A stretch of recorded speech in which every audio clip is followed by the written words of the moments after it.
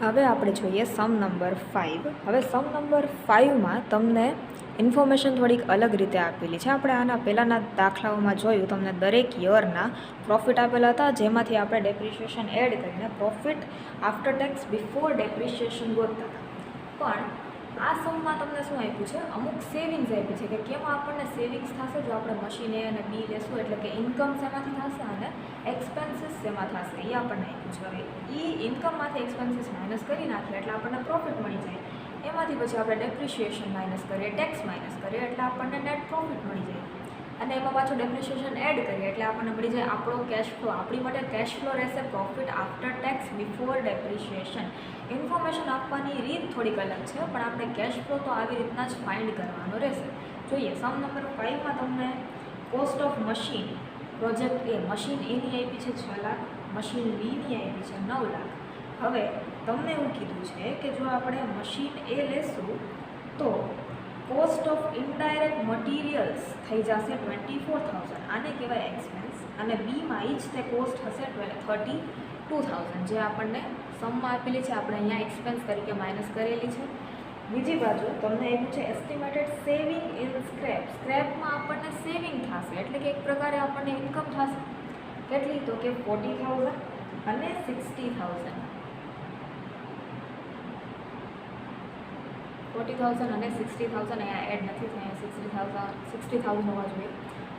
હવે એને આપણે ઇન્કમ તરીકે કન્સિડર કરશું. નેક્સ્ટ પછી તમને આપેલો છે એડિશનલ કોસ્ટ ઓફ મશીન, કે મશીનની કોસ્ટમાં વધારો થશે, એડિશનલ કોસ્ટ. તો એ આપણો એક્સપેન્સ થઈ ગયો, એટલે કે આપણે એને એક્સપેન્સ તરીકે માઇનસ કરેલો છે 76,000 અને 1,08,000 મશીન બી. અને તમને કીધું છે કે estimated savings in indirect wages. વેજીસમાં આપણને સેવિંગ થશે. કઈ રીતે? તો કે number of employees not required. Machine લેશું તો આટલા એમ્પ્લોઈઝની આપણને જરૂર પડશે નહીં. તો કે મશીનમાં કેટલા એમ્પ્લોઈઝની જરૂર પડે? તો કે 300 એમ્પ્લોઈઝની જરૂર નહીં પડે. મશીન બીમાં 400 એમ્પ્લોઈઝની જરૂર નહીં પડે. એક એમ્પ્લોયીને આપણે વેજ આપતા હતા 1200 રૂપિયા. એટલે આપણે મલ્ટીપ્લાય કરીએ તો આપણને ખબર પડે કે મશીન એમાં આપણને 3,60,000નો ફાયદો થશે અને મશીન બીમાં આપણને 4,80,000નો ફાયદો થશે. હવે આપણી વાત થઈ કે આમાં દરેક યરનો પ્રોફિટ નથી આપ્યો, પણ આપણને ઇન્ફોર્મેશન આપી છે ઇન્કમ અને એક્સપેન્સની. ઇન્કમમાંથી એક્સપેન્સ માઇનસ કરી નાખ્યો એટલે આપણને શું મળી જાય? Profit before depreciation and taxes. Income કેટલી થઈ? તો કે સેવિંગ ઇન સ્ક્રેપ 40,000 અને અહીંયા આવશે 60,000. સેવિંગ ઇન ઇનડાયરેક્ટ વેજીસ આપણને થયું 3,60,000 અને 4,80,000. બેનો સરવાળો કરીએ એટલે અહીંયા 4 લાખ અને 5,40,000.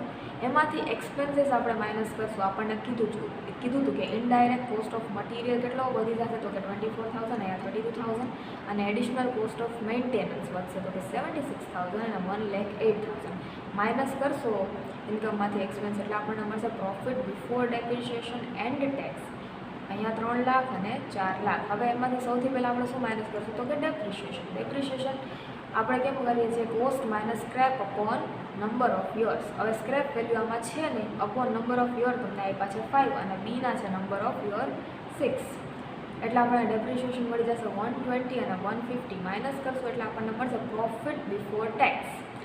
એમાંથી આપણે ટેક્સ માઇનસ કરશું. ટેક્સ રેટ આપ્યો છે તમને 50%, એટલે 1,80,000 ના 50% 90,000, 250ના 50% 1,25,000. એટલે આપણને મળી જશે પ્રોફિટ આફ્ટર ટેક્સ, અથવા તો તમે એને નેટ પ્રોફિટ કહી શકો 90,000 અને 1,80,000. પણ આ આપણો કેશ ફ્લો નથી. આપણો કેશ ફ્લો છે profit after tax but before depreciation. એટલે આપણે આમાં શું કરવું પડશે? પ્રોફિટ આફ્ટર ટેક્સ છે આપણી પાસે, પણ બિફોર ડેપ્રિશિએશન કરવા માટે ડેપ્રિશિએશન એડ કરવું પડશે. એટલે આપણે ડેપ્રિશિએશન એડ કરી દઈશું. પાછું 1,20,000 એડ કર્યા અને 1,50,000 અહીંયા એડ કર્યા. એટલે આપણો કેશ ફ્લો આપણને મળી ગયો. એનો મળી ગયો 2,10,000 અને બીનો મળી ગયો 2,75,000. હવે આમાં આપણે ગોતવાની છે pay back period method. Pay back period method આપણને ખબર છે કે ઇનિશિયલ ઇન્વેસ્ટમેન્ટ જે હોય ઓન એન્યુઅલ કેશ ફ્લો કરવો. એન્યુઅલ કેશ ફ્લો આપણા ઇન્વેસ્ટમેન્ટ સુધી મેચ થઈ જાય એટલે આપણને જેટલા વર્ષમાં આપણું પેમેન્ટ, કેટલા વર્ષમાં આપણું ઇન્વેસ્ટમેન્ટ પાછું મળે છે આપણને ખબર પડી જાય. આપણો ઇન્વેસ્ટમેન્ટ છે 6 લાખ, એન્યુઅલ કેશ ફ્લો છે 2,10,000, ડિવાઈડ કરશો એટલે તમને મળી જશે 2.86 યર્સમાં આપણને આપણું જે 6 લાખનું ઇન્વેસ્ટમેન્ટ છે એ પાછું મળી જશે. એવી રીતના બીમાં 9 લાખનું આપણું ઇન્વેસ્ટમેન્ટ છે, એન્યુઅલ કેશ ફ્લો છે આપણો 2,75,000, ડિવાઈડ કરશું એટલે ખબર પડશે કે 3,27 વર્ષમાં આપણને આપણું ઇન્વેસ્ટમેન્ટ પાછું મળે છે. હવે આ મેથડ પ્રમાણે જોઈએ તો મશીન એ જે છે એ આપણને જલ્દી આપણા પૈસા પાછા આપી દે છે. એટલે